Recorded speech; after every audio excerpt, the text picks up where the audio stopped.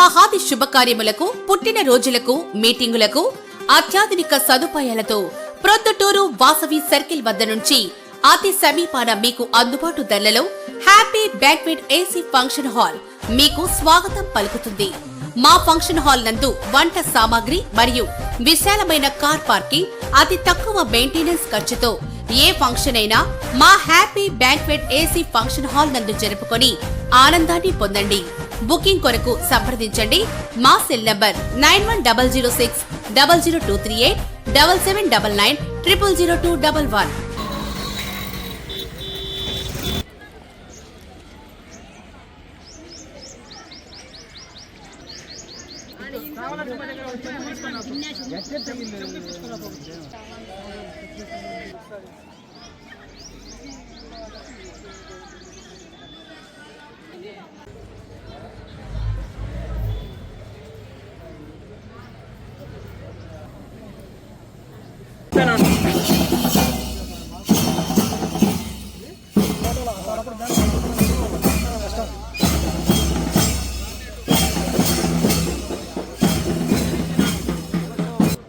Launch చేయించేసి ప్రతి school awareness create చేసి ఇప్పటి నుంచి మండలం మొత్తం వచ్చినారు సార్. ప్రతి స్కూల్ నుంచి గవర్నమెంట్ ప్రైవేట్ స్కూల్స్లో ఒకరి రమ్మన్నారు, స్ట్రెంత్ ఇచ్చినాం సార్. బ్యాగ్లు ఇస్తారు అనమాట. వాళ్ళ స్కూల్ పోయే ముందు కన్సర్న్ మండల్ కోఆర్డినేటర్ కూర్చొనేసి ఒక ప్రోగ్రామ్ జరుగుతుంది సార్. పిల్లలందరికీ ఫస్ట్ అవగాహన కల్పిస్తాం సార్.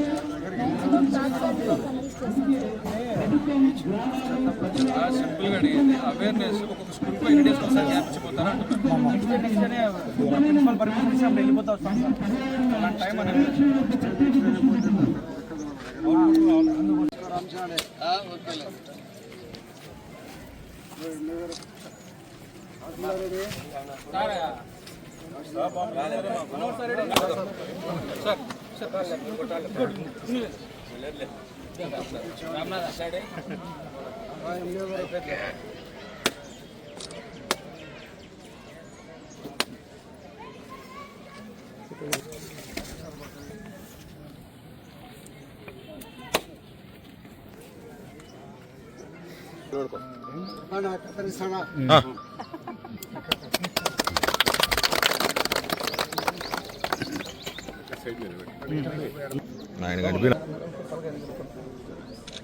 అయ్యా చూడు కిందికి చెప్పాం మేడం, కిందికి అంతే.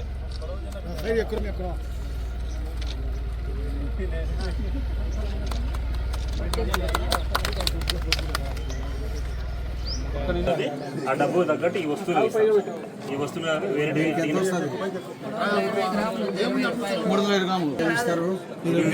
స్కేల్ అమ్మాయి ఏమన్నాయి మన దగ్గర ఏం లేవా? గోల్డ్ బుక్స్ ఉన్నాయి కదా, తీసుకొచ్చి ఇవ్వాలి.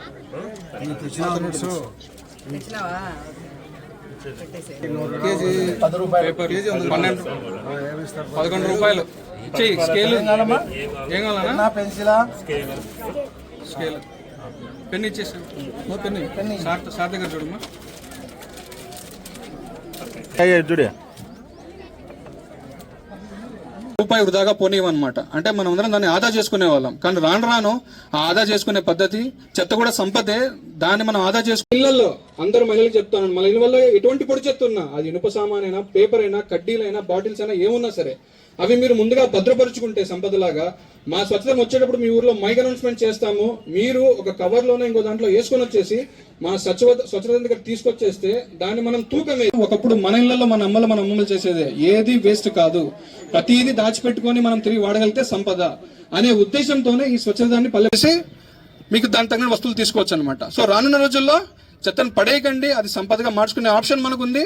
స్వచ్ఛతంతో పాటు మన రాజపాలెం మండలంలో ఒకటి మనము స్క్రాప్ స్టేషన్ నిర్మించబోతా ఉన్నాం. ఏదైనా సీసాలు ఉన్నా సరే దాన్ని మీరు పొడిగా మార్చేసి ఆ పొడిని కూడా అమ్మే పరిస్థితి తీసుకొస్తా ఉన్నాం. సో ప్రభుత్వం అన్ని గ్రామాలలో పారిశుద్ధ్యాన్ని ముఖ్యంగా దృష్టిలో ఉంచుకొని ఈ స్వచ్ఛరథం అనే దాన్ని ఏర్పాటు చేసి ప్రతి ఇంటికి కూడా 2 రోజులకో 3 రోజులకో స్వచ్ఛరథం వస్తే మనకి ఇంట్లో అవసరం లేకుండా పారవేసే వస్తువులన్నీ నిల్వ చేసుకొని ఒక డబ్బాలో ఇస్తే వాళ్ళు 2 రోజులకో 3 రోజులకో మన దగ్గరికి వచ్చినప్పుడు వాళ్ళకి ఇస్తే ప్లాస్టిక్ కవర్లు కానీ ఏదైనా మనకు పనికి రాకుండా ఉండే ఇనుప వస్తువులు కానీ ఏమన్నా కూడా మనం ఎన్ని వేస్తే వాళ్ళు తీసుకొని అందుకు దానికి ప్రతిఫలంగా అక్కడ వాళ్ళ దగ్గర ఉండబడిన కందిబెళ్ళలు కానీ సబ్బులు కానీ పెన్నులు కానీ బుక్కులు కానీ ప్లాస్టిక్కి సంబంధించి ఏమైనా అన్ని కూడా ప్రతి ఒక్కటి ఇస్తారు. అంటే ఏది కూడా దుబారా కాకూడదు. మనం ఇంతవరకు మనము ఏమైనా ప్లాస్టిక్ దాంట్లో వచ్చినట్టన్నీ ఊరికే పనికి రాకుండా పోతే మన దిబ్బల్లో వేయడమో రోడ్లలో వేయడమో జరుగుతుంటుంది. అట్లా రోడ్లలో వేయకుండా దిబ్బల్లో వేస్తే ప్లాస్టిక్ అనేది కుళ్ళిపోదు, ఎన్ని రోజులైనా కుళ్ళిపోదు. అట్లాంటి దాన్ని ఇప్పుడు వాళ్ళు తీసుకుపోయి వాళ్ళు మళ్ళీ రీసైక్లింగ్ అంటే మళ్ళీ దానిని వేడి చేసి మళ్ళీ ప్లాస్టిక్గా తయారు చేస్తారు. దానికోసం ఇవన్నీ తీసుకుపోతున్నారు. కాబట్టి మన గ్రామీణ ప్రాంతాలలో ఈ ప్లాస్టిక్ కవర్లు కానీ మన నూనె ప్యాకెట్లు కానీ రకరకాలుగా తెచ్చుకునే ప్లాస్టిక్ అన్నీ కూడా నిరుపయోగంగా పోతూ ఉండేటి గతంలో. ఇప్పుడు అట్లా లేకుండా అవన్నీ మళ్ళీ మనకు ఉపయోగపడి కొంత డబ్బును వచ్చేదానికి అవకాశం ఉంది. కాబట్టి మీరందరూ దీంట్లో వచ్చేటివన్నీ కూడా ప్లాస్టిక్ బాటిళ్ళు కానీ పాల ప్యాకెట్లు కానీ పాతలేని కవర్లు కానీ పేపరు పత్రికలు పుస్తకాలు లోహాలు ఇనుము స్టీలు అల్యూమినియం బట్టలు బ్యాగులు వాడని దుస్తువులు అన్ని రకాల వేస్ట్గా మనకు పనికి రాకుండా పోయేటన్నీ కూడా వీళ్ళకి వేయచ్చు. వాళ్ళు ఇచ్చే బ్యాగ్లో నిల్వ చేస్తే వాళ్ళు 2-3 రోజులకి ఒకసారి మన దగ్గరికి వచ్చి మన ప్రతి ఇంటింటి దగ్గరికి వీధిలో తిరిగి అవన్నీ తీసుకొని పోవడం చేస్తారు. కాబట్టి గ్రామీణ ప్రాంతాలు పరిశుభ్రమైన వాతావరణంలో ఉండాలనే ఒక మంచి ఉద్దేశంతో ఇవన్నీ రోడ్లలో సహజంగా పనికి రాకపోతే మనం రోడ్లలో వేస్తుంటాం, లేదన్నా దిబ్బలో వేస్తుంటాం. దిబ్బలో వేసినా కూడా కుల్లవు. కాబట్టి ఇది కూడా మళ్ళీ రీసైక్లింగ్ చేసే దానికోసము ఇవన్నీ ఉపయోగపడతాయనే ఒక ఉద్దేశంతో ప్రభుత్వం మళ్ళీ ఇటువంటి కొత్త కార్యక్రమాన్ని తీసుకొని గ్రామీణ ప్రాంతాలన్నీ కూడా ఎక్కడ కూడా రోడ్ల మీద చెత్త చెదారం లేకుండా పరిశుభ్రమైన వాతావరణంలో ఉండాలనే ఒక మంచి ఉద్దేశంతో ఈ నిర్ణయం తీసుకొని ఈ స్వచ్ఛరథాన్ని ఈరోజు ప్రారంభించడం జరిగింది. భవిష్యత్తులో మనమందరము గ్రామీణ ప్రాంతాల్లో ఉండేవాళ్ళం. గ్రామీణ ప్రాంతాల్లో ఉండబడిన వాళ్ళకు సౌకర్యాలు తక్కువగా ఉంటాయనేది ఉంటుంది. పట్టణాల్లో ఉండబడడానికి అన్ని సౌకర్యాలు ఉంటాయని చాలా వరకు మనం పిల్లల చదువు కారణంగా మరి పట్టణాలకు కొన్ని హైదరాబాదు కడప ఈ ప్రాంతాలకు పోతూ ఉంటాం. కాబట్టి మనం అందరూ గ్రామాలలో పుట్టినాం. మనకు వ్యవసాయమే జీవనాధారంగా ఉంటూ మరి పండినా పండకపోయినా ఈ గ్రామాల్లో చూపెట్టుకొని మనం ఉంటున్నాం. గ్రామీణంలో ఉండబడిన వాతావరణము గ్రామీణంలో ఉన్న సానుభూతి ఆప్యాయత ఎక్కడ పట్టణాల్లో దొరకదు మనకు. ఇంటి పక్కన ఎవరో ఉంటారు. గ్రామాలలో ఏముంది, ఈ ఇంటి పక్కన మన దాయాదిలో ఎదురింటోళ్ళు ఉంటారు. కాబట్టి గ్రామీణ ప్రాంతాల్లో ఎప్పుడు వదిలిపెట్టకుండా ఉండాలా. నేను చాలాసార్లు శాసనసభ్యునిగా ఎన్నికైనా కూడా నేను పల్లెను వదులుకోవడం లే. ఎందుకంటే సౌకర్యాలు వచ్చినాయి. ఇప్పుడు ప్రతి పొద్దుటూరికి ఎక్కడ మన గోపాయపల్లె నుంచి కూడా 15-20 నిమిషాలలో పొద్దుటూరికి పోయేదానికి సౌకర్యం ఉంది. ఎందుకు మనం ఉండాలా? మంచి గాలి, మంచి వెలుతురు, మంచి వాతావరణము.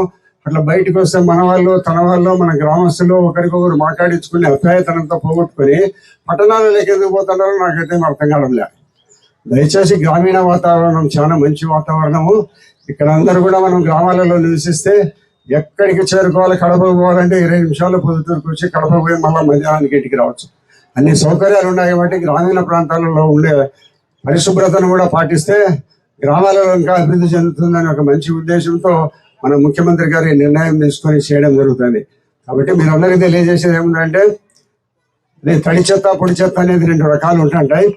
అదే మన పొడి చెత్తను 4 రోజులు లేటుగా ఇచ్చినా పర్వాలేదు. అయితే కొన్ని తడి చెత్తను మనం వెంటనే 2-3 రోజుల్లో పారేసుకోవాల్సిన పరిస్థితి ఉంటుంది.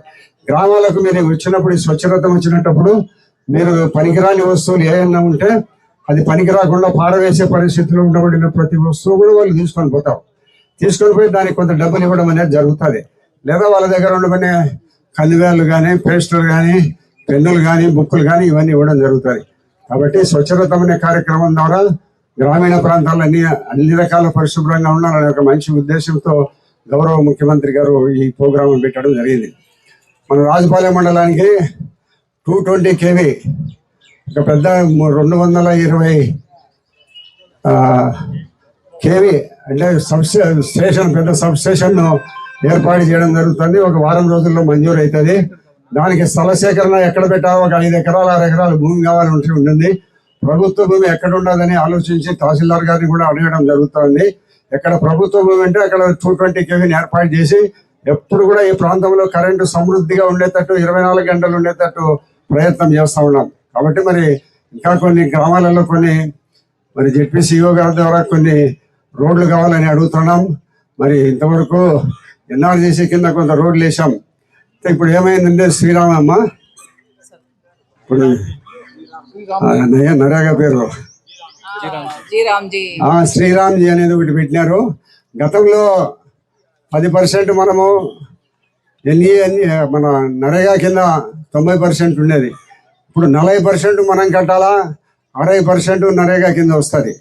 కాబట్టి దీంట్లో గ్రామీణ ప్రాంతాలలో మనం అభివృద్ధి చేసుకోవాలంటే ఇప్పుడు ప్రస్తుతానికి మనకు ఈ రాష్ట్ర ప్రభుత్వం ఆర్థిక ఇబ్బందులు ఉండబడిన కారణంగా గత ప్రభుత్వం నష్టాలలో బాగా వదిలిపెట్టి అప్పులు చేసిపోయిన కారణంగా మనం మీ అందరి సహకారంతో కూటమి ప్రభుత్వం ముఖ్యమంత్రి చంద్రబాబు నాయుడు గారు అధికారంలోకి వచ్చిన తర్వాత ఇవన్నీ కూడా పాత అప్పులన్నీ తీర్చి ఇంకా అభివృద్ధి కార్యక్రమాలకు నిధులు కేటాయించే పరిస్థితి లేదు. ఇప్పుడు గ్రామీణ ప్రాంతాల్లో కొన్ని రోడ్లు వేసుకున్నామంటే ఇంతవరకు నరేగాతోనే రోడ్లు వేసుకుంటున్నాం. ఈ కొత్తగా కొన్ని ప్రాంతాలకు ప్రతి గ్రామానికి రోడ్డు ఉంది. ఇక్కడ ఇంకా కొన్ని కొత్త రోడ్లు, పొలానికి పోయే రోడ్లు కూడా ఇప్పుడు రాజపాలెం స్టేట్ పోలీస్ స్టేషన్ కాడ నుంచి అరగటం వరకు ఒక రోడ్డు వేయబోతున్నాం. కాబట్టి ఇవన్నీ కూడా మనకు గ్రామీణ ప్రాంతాలలో నిరంతరం మీకు అందుబాటులో ఉండి ఎవరు వచ్చినా నేను అందుబాటులో ఉంటాను. మీకు కావాల్సిన గ్రామాభివృద్ధి సంపూర్ణంగా చేస్తాము.